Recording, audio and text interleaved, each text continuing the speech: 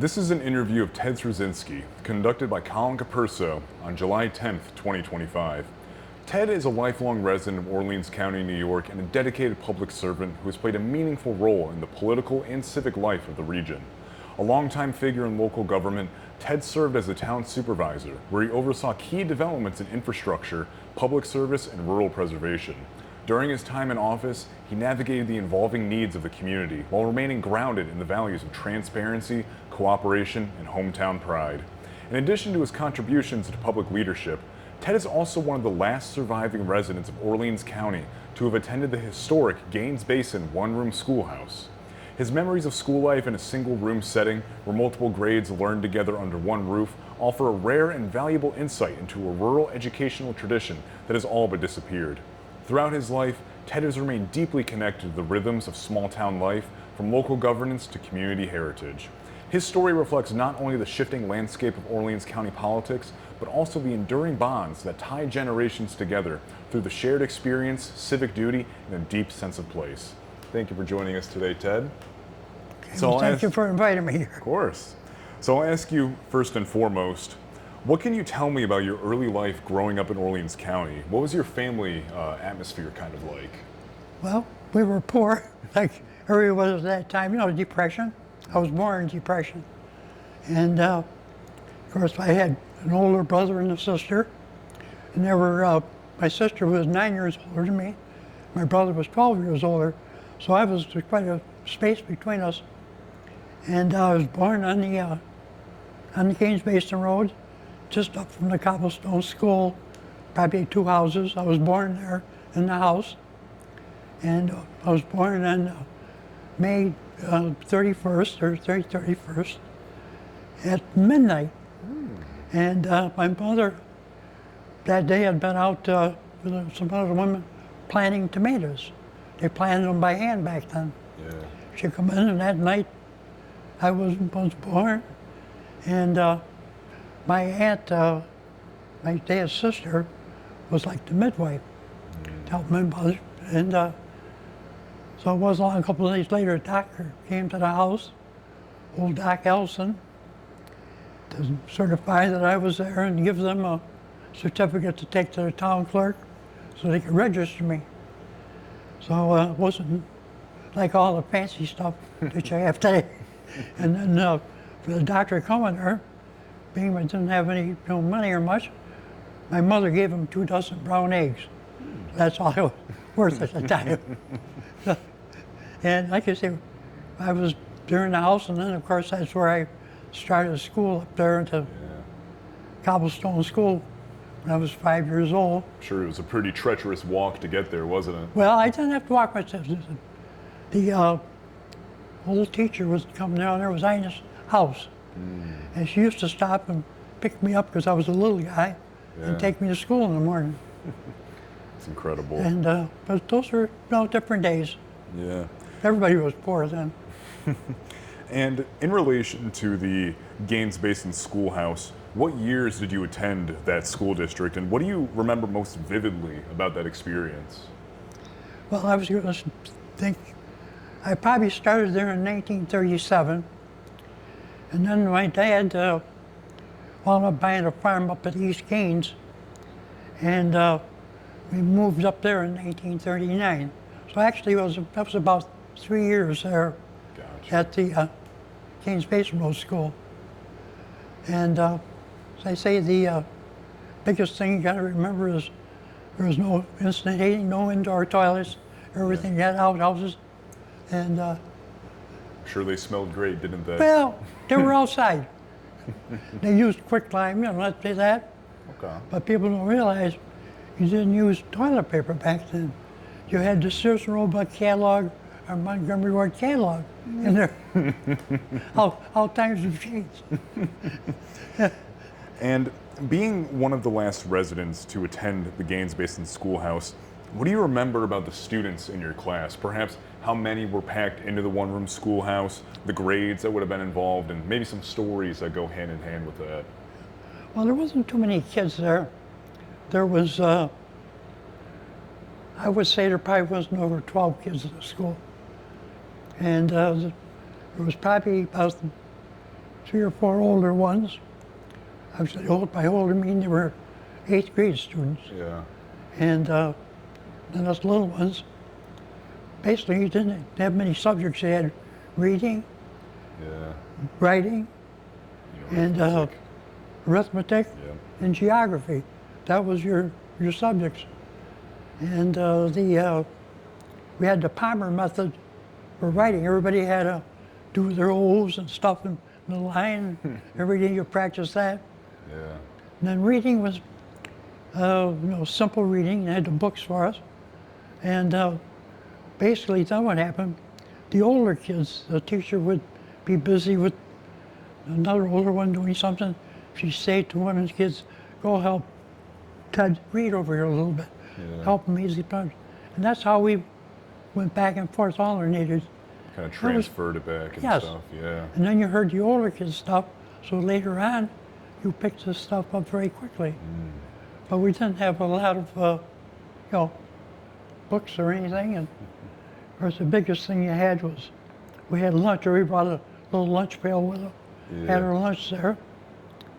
And of course, our pencil box, they didn't have pencil boxes, so that was a big thing.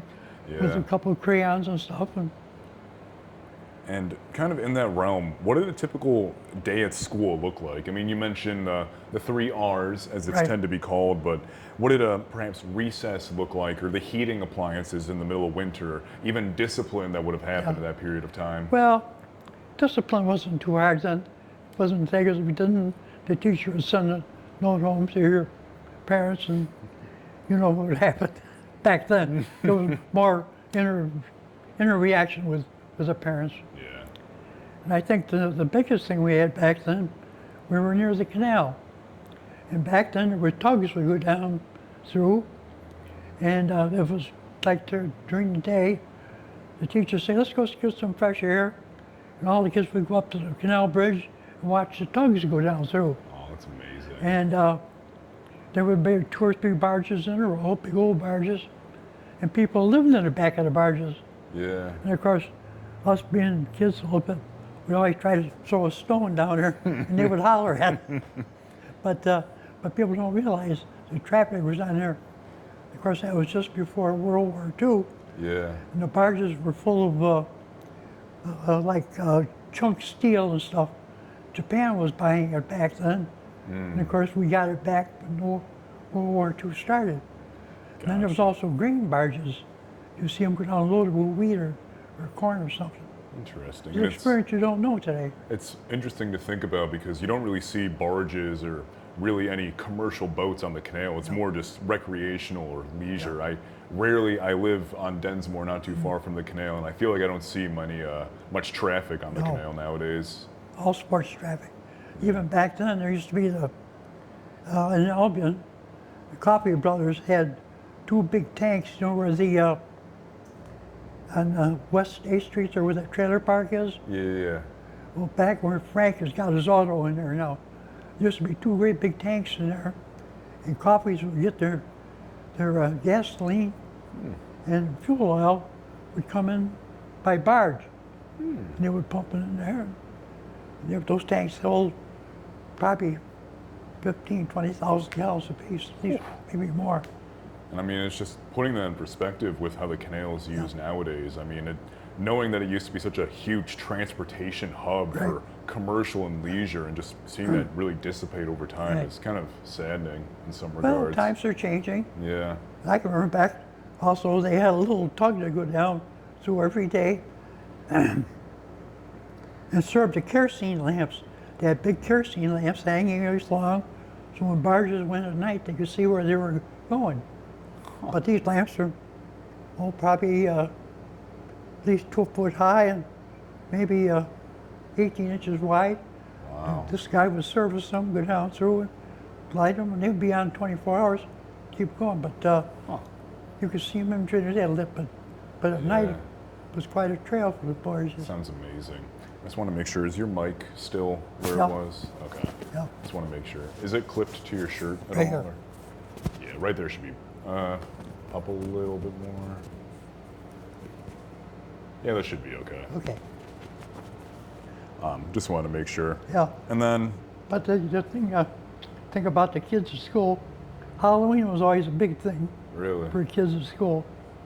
And back then, of course, the big thing was tipping outhouses over. Go tip over. Well, then, I remember one Halloween there was a couple of bigger boys and stuff. The next day we'd come to school. On Halloween, there was a wagon on top of the roof. Yeah. And these 3 or 4 older boys taking this wagon apart, put it on the roof. Wait, how did I get up? Oh, and of course the town fathers there were in charge of the school. Yeah. They rushed out. Who put that up there? We got to take it down. So finally they found out who the kids were. They had to go take it down. So it was more about the pranks than it was the perhaps Yeah, trick-or-treating, so to Oh, speak. yeah. I always think of that, you talk back, wait a minute, you don't get that. Simple stuff. And when you were at the Gaines Basin Schoolhouse, can you share any memorable stories about a teacher, a classmate, or any events that may have happened there? Something that really, maybe you look back and you laugh at, maybe. Well, I think the teacher, Ina's house, was a very, very nice lady, and she knew how to handle the kids. And if you kind of misbehaved a little bit, they had a chair where you had to go sit in the corner and kind of, she had a way of doing things. Were you one of those kids? Yep. Oh, we're all kids. Have a little fun. Of course, you got to remember, you didn't have fountain pens back then. No. That's where the problem comes. Because some girls that come in have to do pigtails, and the inkwell there. Some of the older boys would adopt the girls. Oh, no. Pigtails in there. Oh, then the girls get mad. Oh, So some things just never change, do they? no. But the old, they had an inkwell and a straight pen, but then you had blotters too. You know what a blotter is? I don't think I'm too familiar. Well, when you were writing with a straight pen, once you wrote, you'd take the blotter, put over it to dry the ink. Okay. Yeah. In fact, I got some of them home in black. But everybody had one on their desk. Ink blotters, they call them. And kind of reflecting on your time at the one-room schoolhouse, and I'm assuming afterwards you probably went on to some other form of schooling. How would you compare the experience of the one-room schoolhouse with how children learn in school today? Well, to this day, I just still had subtract in my head. You had to remember your multiplication and addition, which was all part of your training. Kids miss that; they don't get that in school. Yeah. That's very important. That was the best community, or what they call community school, right in your neighborhood school. Yeah. How could you beat that? See, that's when they centralized it, closed all of them, took them into town. Gotcha. And looking back, what do you think the schoolhouse taught you beyond the 3 R's with reading, writing, and arithmetic? Well, do unto others as you would do unto yours. They were always, help one another. That was a big thing back then. Yeah. Bigger, older, helping the little ones and help you get going. That was very important. Very community-oriented Right. in some regards. It's amazing. Yep. And how do you think that experience shaped your understanding of education, community, or responsibility? You speak about doing unto others as you would yourself. I mean, how has that influenced you with what you learned there? Well, I think it put us in the background where you got it in the back of your head. Everybody's a little different, but you got to accept it. Things go on, and but it helps make you a better person. Definitely. Yes. And then later on throughout your life, you were involved in the civic life of Orleans County, and you served as the town supervisor. Right. What first motivated you to run for town supervisor, and when did you first take office? Well, I first run for office in 1967. A couple of people come around and said, "Why don't you run?" Well, anyway, my first run I lost by 5 votes. Ooh. I said, "Oh." I found out, he said, "Well, you made a firm miscues, there was absentee ballots and stuff." I said, "Well, next time I'll do better." So then in 69 I run, and I won that time. I won by, 40 or 50 votes then, because I had gotten into the system then. Yeah. But there was all more local people. You did door-to-door stuff, so that you really, so that you knew the people in the whole town. At least at that time I did. And as town supervisor, what were some of the key responsibilities that you had? Can you describe what a perhaps typical day would have looked like in the office? Well, used to meet once a month, and you didn't have to go down there. The town clerk basically handled 99% of the business, and the town highway superintendent. Back then when I started, was Don Miles, and he would, if you needed something, he'd say, Ted, can you come down to the office? But you didn't have any set office hours, didn't have to, because they handled it. When you had your board meeting, everything got settled there and done. It was more simple. And I think the biggest thing I did in the town was where the town hall is now. Back in the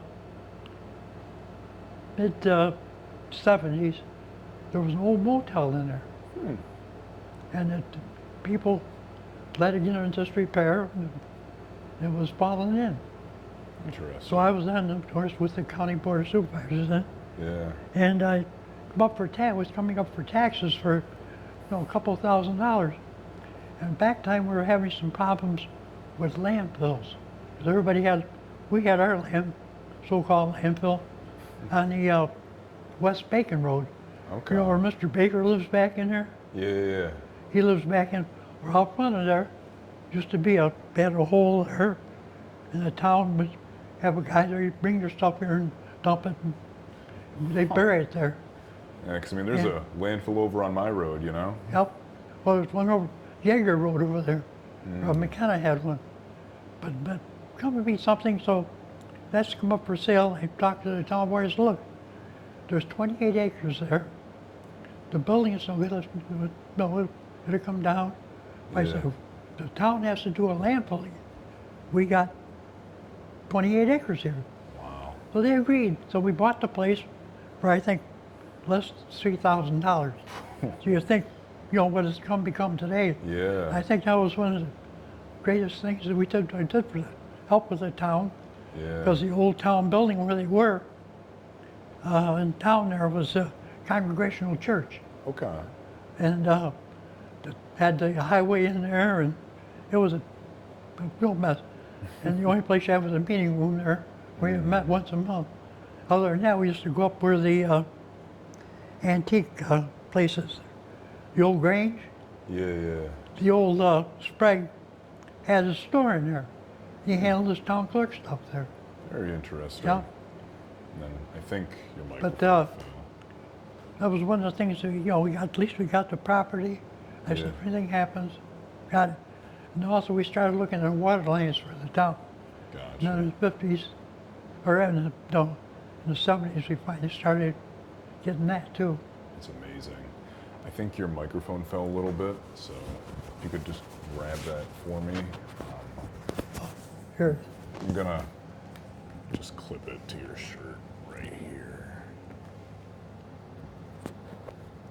There we go. That should be good then. Sorry about that. And looking back as town supervisor, what were some of the most difficult or perhaps controversial decisions that you had to make? I think the water line was one of the biggest. And then, of course, with the landfill, those two always big issues. And outside of that, you always had people who were, we finally got some, what we call like a building inspector. Yeah. And that was the problem, because we had back then, people sometimes didn't want to take care of stuff. So you had to, let's just give them a reminder. And those are things where, where you get sometimes, well, why did they come see me? Well, do you need some help cleaning up? Or, we'll give you a hand, stuff like that. Gotcha. And those are the big things really that. For sure. And looking back at some of it as well, what are some accomplishments that you're most proud of from your time in office? You mentioned the plot of land where the landfill once was, Right. stuff in that realm. What are you most proud of, perhaps? Yeah, but got that cleaned up. Now look at that Bacon Road there. Look at the houses down there. It's a beautiful stretch too. That used to be what they used to call Lovers Lane down there, because there were no houses there. people would go park down there. Wonder what they do when they were parked there. Well, I don't know, check the tires. I just laughed about it. Yeah, but that was before there was only one house up there. The Earl Harding where old Al and Tom lived there. Okay. And that was the only house there. Well, how times have changed. Oh, yes. And then it was dirt too. Yeah, the road used to be dirt. Yep. I've heard about this. Both ways. That's one thing I did when I was supervisor. We paved all the roads in the town. And when would that have been? That would have been done in the mid-70s. Okay. Then the other thing I made sure we did, we got the power company back then would give us a special deal if we put lights at the four corners. Okay. So in the town, we got back then about a half a dozen where we lighted the four corners, got a light like a street light. Yeah. And it meant a lot to the town. Didn't have dark corners. I mean, still used to this day too. So Yep. That's incredible. How did you handle public input and community concerns? You mentioned that there were regular meetings monthly, and Right. were there informal ways that residents perhaps shared their views? Would they come to the meeting and express their concerns or sentiment about stuff? They would come to meetings, or if they see you. I used to have one guy he was always complaining, and he would call me up sometimes at midnight. Wow. Ted, just that. So I got to the point where some things would go good. I'd call him at midnight. Do you know we did this? He said, how come you called me? I thought you wanted to know. but that's how you handle these people sometimes a little disrupt. We didn't have to. Get fired up. That was funny, I used to call him back. Yeah. I knew you wanted to know. That's what I just thought it was midnight when I called. So they had you on speed dial, huh? Right. That's the way life goes. Yeah. And did you work closely with other town departments, such as the highway, planning, or zoning departments? Were there any collaborations that stood out, such as perhaps paving Bacon Road? Yes, well, Don Miles is a good highway swirl, or like Cliff worked for him then too. My great-grandfather. Yeah, but they were all good guys and understood, let's get things going. In fact, I think of the Bacon Road, when it was, before it was dirt, during the spring, we used to use it for a runway for guys to spray our wheat. Huh. Don Miles would set up a couple, close it off, for about 1,000 feet. The guy would land in there, and we'd fill them with nitrogen, and they'd take off, but there was no traffic back then. That's amazing. But Don Miles and Cliff, they were good people, and somebody would complain about, a ditch or would brush some, we'd call them. They'd take care of it right away. Good people. Yeah. And were there any tensions between preserving the rural identity, perhaps, and of the town, and while you were working alongside perhaps the pressures for growth or modernization? Were there any conflicts when it came to that? Not really. People we didn't have that type of activity going on. Yeah. The biggest thing we had going on, some people with older trailers back then, there was not much to stop. They pull a trailer apart. Wait a minute, you got to have a septic. You got to do this, and got to remember back then, septics weren't much. They were 50-gallon drum. Yeah.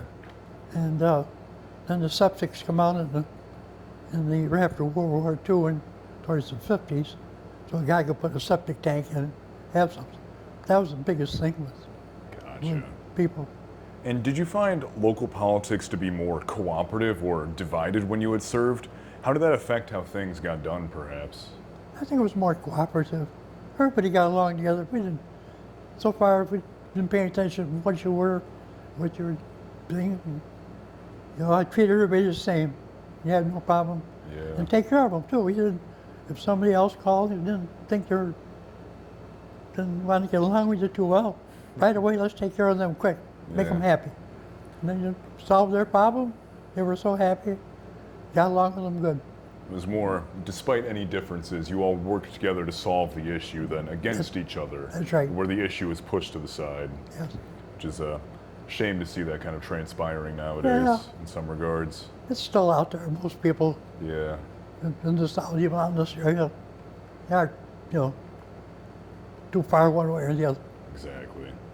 And kind of looking back and reflecting on local government and your civic engagement, you were also around where the Orleans County Legislature was formed. What can you tell me about that? How did it happen and when did it happen? Well, I was town supervisor for 12 years, and then the fellow that was on Albion, Fanning Neiman, went back to being town supervisor because you couldn't be both. So he left the seat open. So I went on the legislature, and that was 1982. And I spent 12 years there. And that's a little different, but I kept in touch because I had Albion and Gaines together then. Yeah. And I made sure that whatever the towns needed, I would go to their meetings, like Gaines or Albion. I made sure that I'd attend their meetings, and if you need something, so we can do it. But you still could, the old Board of Supervisors was really the best system we had. Okay. The legislature is kind of distanced themselves from the town people. Gotcha. And how has public involvement in local politics changed since you first got involved? Do people seem more or less engaged looking back at everything that you've experienced?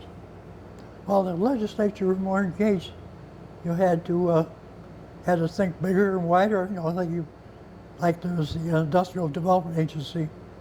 I worked and brought that in. I thought that I see going on.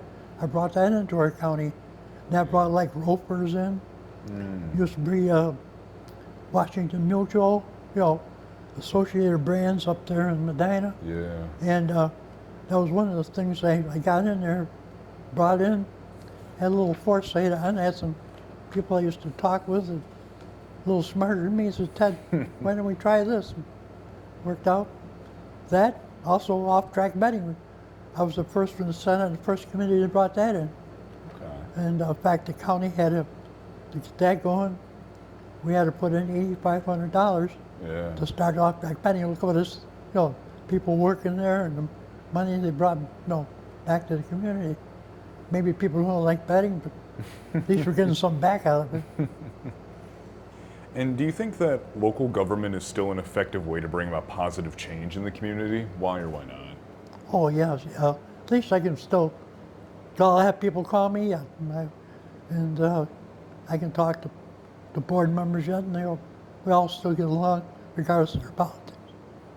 Yep. And what would you say to younger people such as myself who might one day consider running for office or participating in local government today? Things they might want to expect or avenues they might want to pursue? Well, I think the young people have to get involved. Remember, to get up old like me is beyond that. Just getting around, but no, it's good for younger people. Well, after all, you're in the real world. I'm on the world on the short end of it, and that you need some young people to think out of the box. Yeah. Older people have tunnel vision, or people who've been there a while, tunnel vision. Rooted in their ways. Younger people think outside the box. Very important. Gotcha. And then as we were preparing for this interview today, you were mentioning some time that you had spent in the service. You spent time in Korea as well. What can you tell me about your experience in the military and perhaps overseas when you were deployed? Well, I can tell you this. When I went in 1950, you got to remember back a couple years before that, I was cultivating with a one horse yet. And then in 1951, I'm with a B-29 Fortress crew, flying crew. And you think of that from a horse to that within about 3-4 years. Which is insane. Combined, 1920. And just good experiences. Got a nice group of people, and we everybody looked out for one another. And basically, I flew out of Okinawa. I didn't fly out of Korea itself because they didn't have runways long enough there. See, a B-29 Super Fortress had to have at least 8,000 feet of runway. Wow. And Kadena out there in Okinawa, those were between 8,000 and 10,000 feet long. Wow. And when we were loaded, you got to remember the plane, it's hot, A Yeah. plane can't take off because when it's hot. Back then, you would go early in the morning or late at night. And that's when you did the thing. You didn't have the big formations then like we had during World War II. World War II, you had 200 or 300 planes.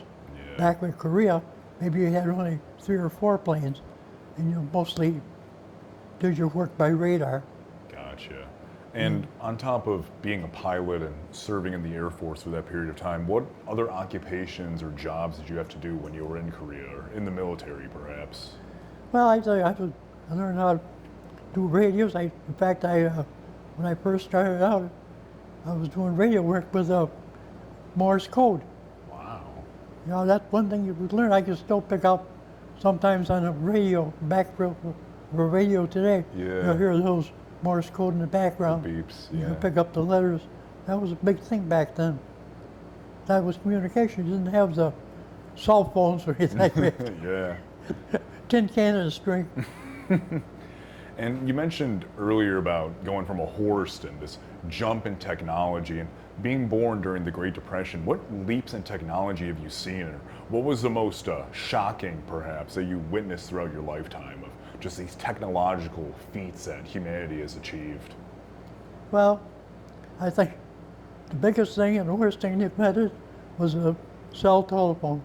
Because you see people walking in the street all talking, wait a minute, you don't need to do that. And that always irritates me when I see. But that's one thing, the technology, I think they should have kind of said, leave it home. And outside of that, life goes on. You can't turn the clock back.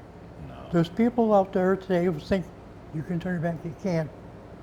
Goes forward, and you better accept it because that's the way it's going to go. That's the beginning of time. Been going like that. Which is definitely a good way to look at it. Yep. You always are moving forward as a society, and Yep. although not everything we enjoy is something that we want, but it's part of our life now. That's and right. We learn to adapt. That's why I think when I go in the store today, and the girl over there, you give her some change, and she can't, she got to put it on the computer. So wait a minute, I can tell her out of my head what to give her, you got to give me 85 cents back. Well, how do you know? Every time she punches it in, yeah, you got 85 cents, okay. $1.15, give them $2. Kids don't have that background. That's what you need today. Yeah. Get that basics. Kind of mental fortitude Yep. and ways of processing that information, especially in a commercial sense such as that. Well, I don't care where it is. People, if you can't add, subtract, and make a few deductions, you got trouble. Yeah. And as someone with deep ties to Orleans County, what changes, good or bad, have you witnessed in the community throughout your lifetime? Well, I think the biggest change we had here is when we lost all the canning factories. Like we had tomato canning factories. You had one in Holly. You had 2 in Albion, 1 in Berry Center, and then you had Medina had Heinz. Those tomato factories, they were the basic for farmers back then. Yeah. And then you had Birdseye had their canning plant in Medina, where they took like beans and that type of stuff, broccolis. And those things, when they evaporated it, they said they could do it better someplace else or take it out west. And then we wind up now, mostly here now is grain crops. Yeah. And then also was the fruit. I was talking to somebody today, we were talking about cherries. I says there was a cherry plant in Albion which canned cherries. And you had, there was acres of, during World War II and after the war, there was a lot of cherry orchards here. And they had a plant, where the pallet places there in Albion? Yes. Well, that used to be a cherry co-op in there. Huh. And they would take them, farmers would bring the cherries in there, they'd put them in 3-gallon tins and ship them out. Huh. But then, see, that all disappeared. All that every little farmers, they disappeared. Now you got 3 or 4 big farmers, Yeah. and I don't think, there's no other reason to, do it. But back growing up and seeing it grow, those little farmers were the background for the Yeah. for the area here. Would you say that kind of sense of community is almost lost in some ways around Yes. here? Yes. Yeah.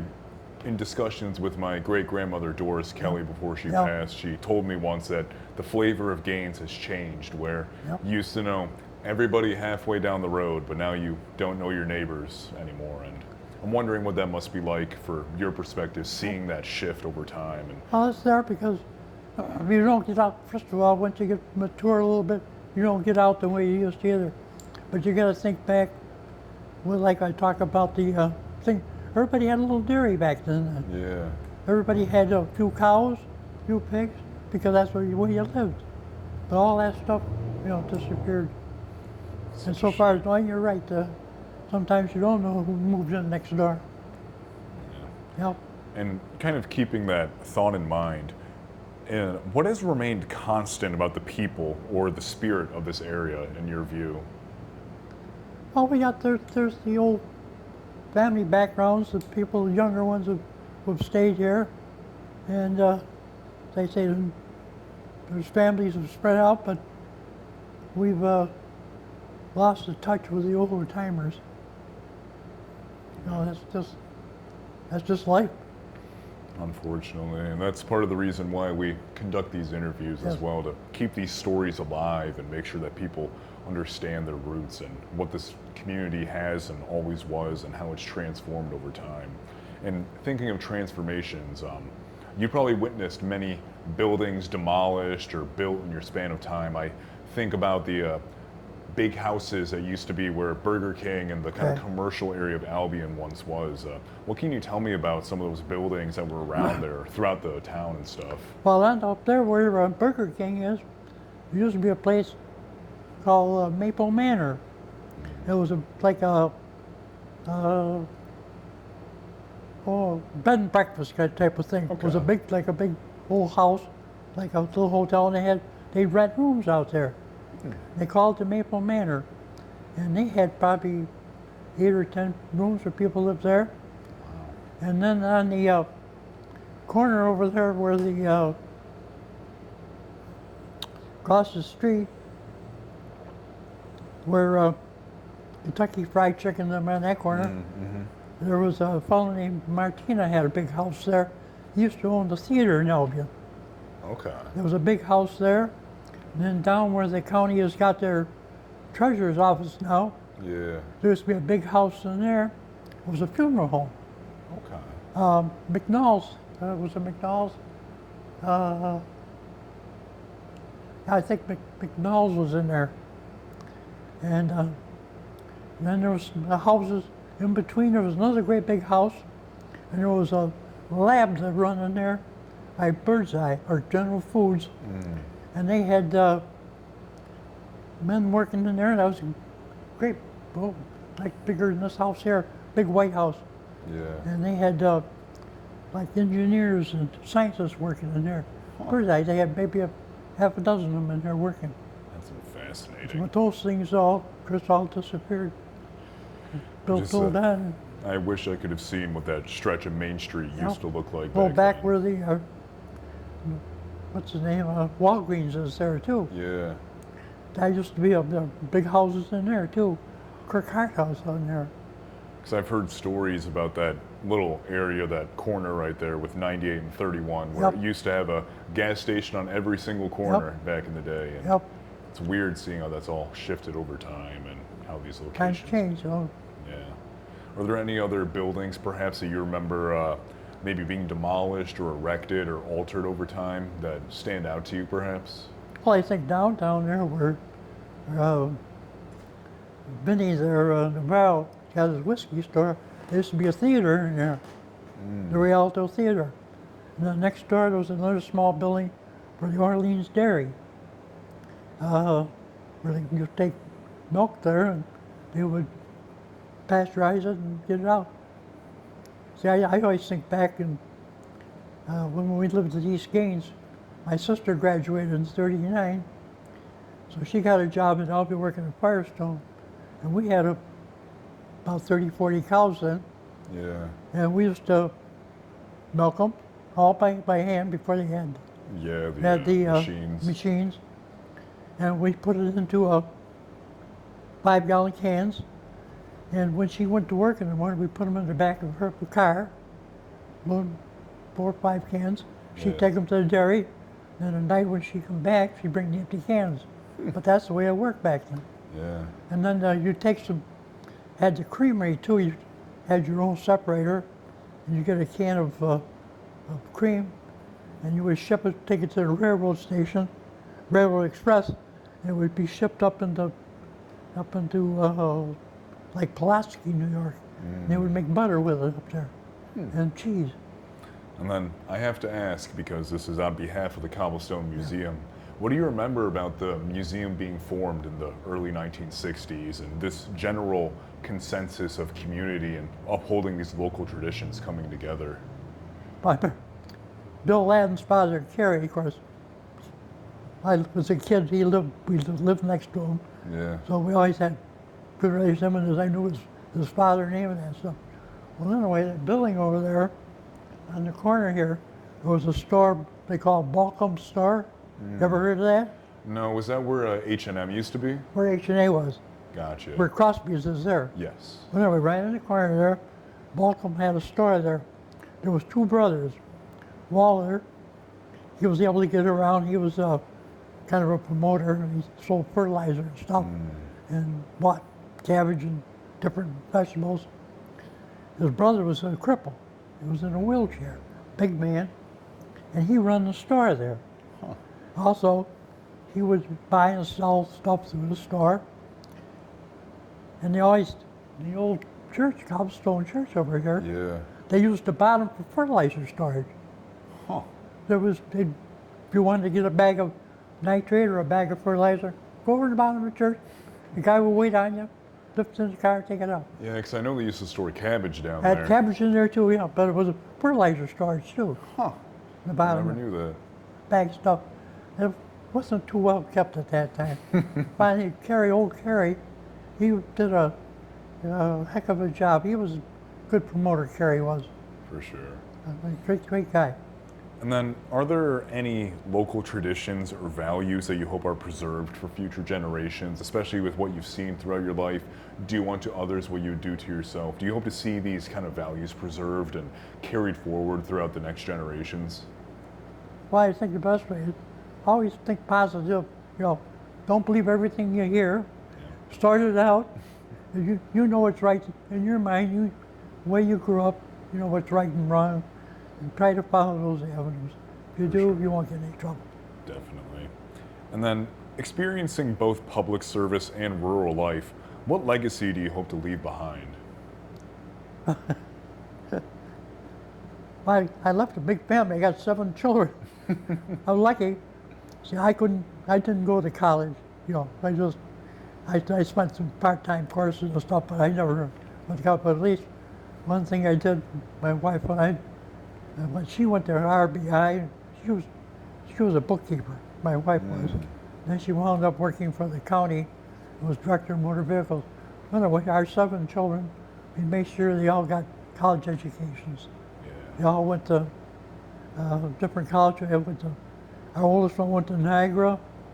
My oldest boy, who retired now, he went to Alfred. Then I had 2 girls went to Canisius. Then I had 2 girls went to Genesee Community. Then they went to Oswego. Then my youngest boy, he went to Monroe Community and he attended RIT, engineer. But I'm just lucky that we were able to accomplish that.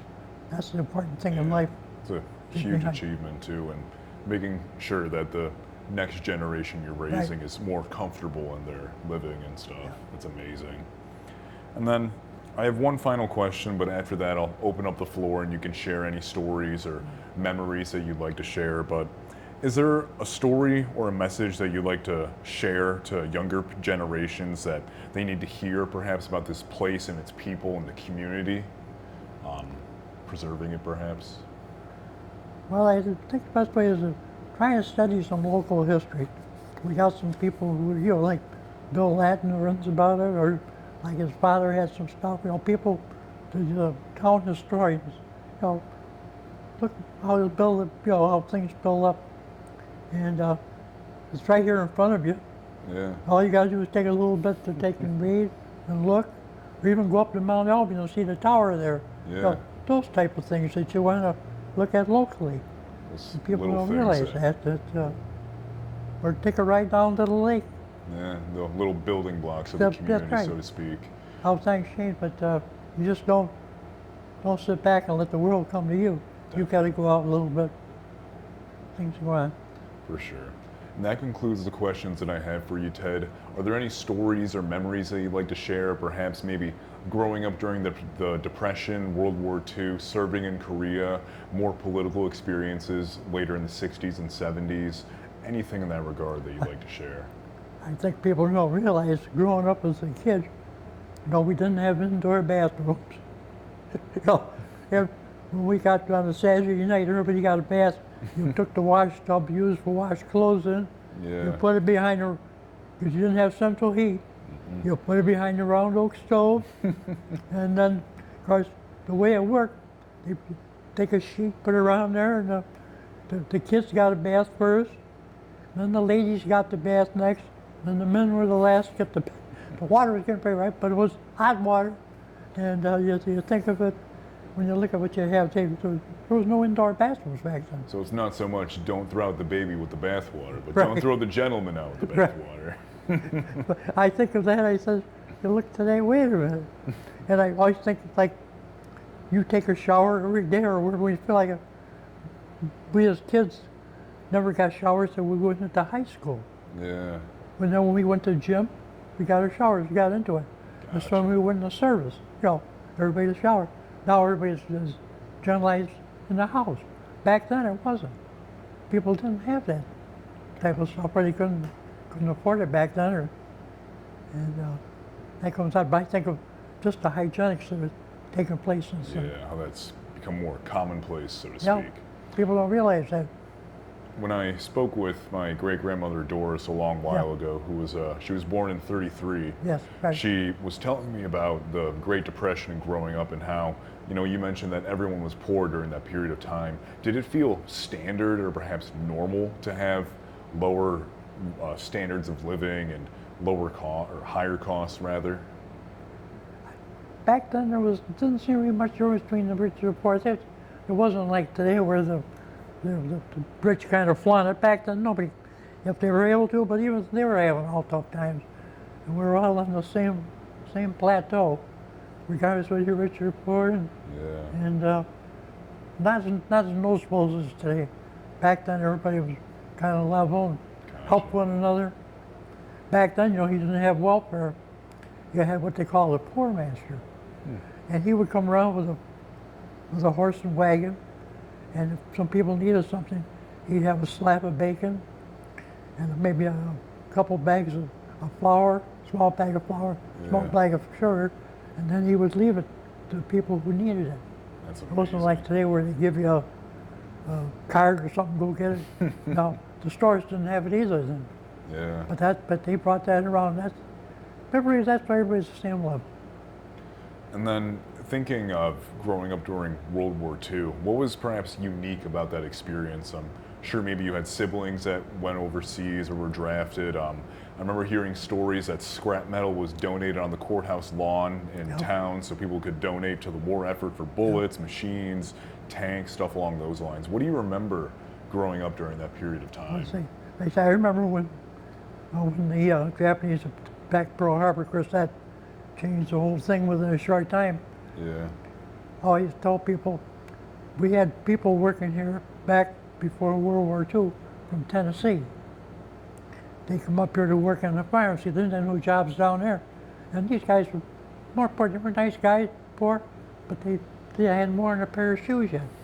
Well, as soon as World War II started, that's the first guys they drafted were these guys who worked on the farms. For one thing, they could drive a tractor, they could drive a tank. And most of them, you had wood trucks. The guy would go out with a single shot 22. Yeah. He kept the farm itself. But those people could do that. They got drafted, and then they drafted everybody else right up through it. But during the war, we had people from Bohemia and Jamaicans, Wow. because they were exempt from the draft. They come in, and there was a place in Albion, the old fairground, where they Oh, would, okay. where the Elks is now, Yeah, yeah. and they used to house them there. And if you needed some help in a farm, you'd go there and say, I need 2 or 3 men. They'd have them ready for you. Then you paid them there, and they sent the money with them home. Huh. And then, of course, in about 42 or 43, when the Germans surrendered in Africa, we got the prisoners of war here. Where Crimson Heights is, that was a prisoner of war camp there Really? for Germans. They probably had several hundred there. Yeah. And they come out and they worked the fields. They'd come out and, and do anything from maybe picking apples or digging ditches or something. Yeah. They give them something to do. And then in Medina, where Heinz is, they had the Italian prisoners up there. They didn't house them together. Oh. And then the Italian prisoners, when Italy surrendered about 43, 44, they sent them home right away. Huh. And then they brought in Puerto Ricans from Puerto Rico. They were there in the camp there. They're the ones who worked in Heinz. That's how you got the Puerto Ricans in Medina up there. Huh. But they were exempt from the draft. Oh. At that time, they're like a Commonwealth. They didn't have to Yeah. win. Or like the Jamaicans and Bahamians, they were exempt too. Huh. So they were able to work. Even if they wanted to join, they could join the service. Yeah. But I always think of that. And then after World War II, we started getting the migrants out of Florida coming up. That's how the migrants got up here. Started in the 46, 47, when tomatoes were king around here, needed help, they come up to work. Huh. Because I remember hearing stories of Medina near the canal area, kind of in the more downtown central area where that kind of stretch used to be an immigrant community housed over there. Do you have any recollections of that perhaps, or know Oh yeah, stories we of had it? them here in Albion. You take where Washington Mutual was in there, with them big buildings in there, Yeah, where yeah. they're all empty there now. They used to have some tenements back in there. Huh. And when Snyder's and General Foods were doing tomatoes and stuff, they would bring people in from New York City to live in the tenements there, to work in the cannery, in the canning factory. But they had those tenements back, big old buildings. Yeah. They probably had 100 people in each one. They bring them up, bring them in, and then they ship them home when they got done with the season. Wow. And the same thing in Medina was the same way, Yeah. same type of thing. Huh. And then, can you think of maybe any memories outside of, the draft and stuff, or just kind of what general home life was like in this period of time in the 40s and during or post World War II? What it felt like knowing that the Allies had secured their victory over in Europe, and this whole closure of the war in some ways. See, you got to remember, there was no TVs back then. Yeah. All we had was the radio, and at night, I remember at night there was a guy named Kelvin Eater and Lowell Thomas. They would come out, mother and father, gotta listen to that. They would come out at like from 6 to 6:15 or something in there. Then after they were done, then us kids, they would say, you can listen to the radio now. We get Little Orphan Annie, or the Green Hornet, or the Lone Ranger, or Terry and the Pirates. We could listen to them for a short time again. Then there was another news guy come on for 15 minutes to listen to them. But that was when we got news. Then the other thing, when you went to the theater, particularly on Saturday night, you always had what they call the war news on there. You always give about 10 minutes showing news from the war. Yeah. That's the only place you got it. Huh. There wasn't no TVs, nothing else. No news 24/7 throughout the day and Nope. stuff. And the only way you get a letter maybe from overseas, where a soldier would write something, and when you got it, the inside was cut out. All you got was the address, because he gives some information he wasn't supposed to. Yeah. And they would give you a censored letter. Huh. I remember those letters coming back, cutting out. But that's the way it was back then. That's amazing. And then maybe kind of in the Korean War, kind of the Cold War era, what do you remember about the ideological divides and the kind of consensus of, you know, the Red Scare and this almost fear during this period of time? I tell people, when I went in the service, I couldn't drink and I couldn't vote. I could go in the service. You had to be 21 at for the everything. time, yeah. And I was only 18. So here I could go and serve, do my thing, but I couldn't drink or vote. And I laughed because Truman sent me over there, a Democrat, and Eisenhower got it shut down. Yeah, And the only thing I always think about Eisenhower, he was a soldier, yeah. and he was a good man, but he rode off. There was 8,500 prisoners, of American prisoners, that been sent up into Russia back then, because Russia was, and he never asked for any accounting of them. That's the only thing I said. And nobody ever heard from them because it's like a blank in there. It's terrifying in some But regards. the Russians wanted them because they didn't want anybody. They wanted from sergeants on up, Yeah, because they took them over there to train some of their men to do things, because they didn't have any education up there. wow. But that's how those guys. But they disappeared up there. And I mean, throughout your life, you've witnessed about close to 15 different presidents. Do you remember a particular administration or an event by a certain president, perhaps maybe JFK being assassinated in November of 1963? Were there any political events like this that stood out to you, and maybe how the people at the time felt about that, especially here in Orleans County? Well, I think FDR was one of the best ones. Even though he was a very rich person, stuff, he was really down to earth. Yeah. Tried to do things, but after the Depression, things were tough. Yeah. And he did a lot of things, setting up stuff for farmers and loans, and they had the WPA work, Yep. and the CCC camp. You ever hear of that? Yes. Yep, for the young people. So that's what they need today. If they did something like that, get these kids out of the city. Look, come on, let's go up here and clean up the woods or clean up the stream. We'll Yeah. get paid a little bit, get food. Get them out of that, give them some education. Learn how to use a hammer and saw, Yeah. what a difference it would make. That's what you need to do today. Remember But they haven't. Kennedy was a good, would have been good. He had the right ideas, but somehow, of course, I always tell somebody, I think Johnson had him killed.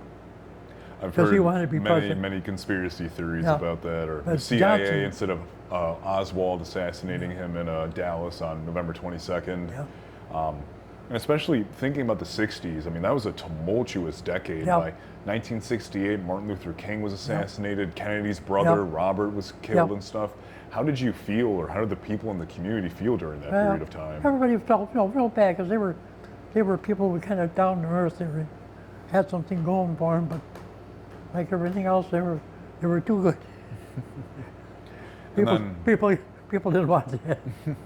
Well, no, but somebody didn't want it there. We don't know. It's a big guy in the background someplace. Sad thing. And then I wonder too, thinking about the 60s, with the early 60s, there was the Cuban Missile Crisis. Right. How did you or people in the area feel about that political event? Well, I think it was handled right. They went to Cuba and they, said, we'll knock your door, and right away they got right out of there. They, didn't wait to monkey around. Yeah. But they say today, the way things have changed. Well, Cuba hasn't been the same since then. No.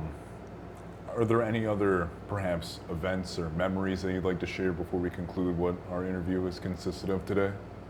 No, I think we've covered a lot of stuff. I appreciate it. I probably forgot a lot. Well, that's the thing. I mean, I'd have to interview you 20 times to get the scope of all that you know. Yeah. But thank you so much for sharing your stories and your memories with us. And this is something that is very valuable to both the community, the museum, and just society as a whole. So thank you very much for your time today, Ted. I was trying to find my old report cards. I had them from the school. I got to get them out. Bring them over for the. See the troublemaker that you once Oh, were, right. perhaps? The three subjects we had: reading, writing, arithmetic, and geography. I always think of that because we had the maps on the wall. Yeah. And you had to go with a pointer and Pick out wherever that pick where it country was. was. not like today. Kids don't know anything. Well, most of them weren't on the map now aren't there anymore. Yeah. They've cut them up or changed the names. But thank you once again, Ted, for Oh, your yeah. time today. We appreciate it more than you know. I'm sure. Awesome. You got to do something for Doris, I like Doris Kelly. She was a nice girl. She's downtown. Cliff was a good guy. Wow, The girl's she's doing a good job down there, town clerk too. Definitely. All right. Thank you so much.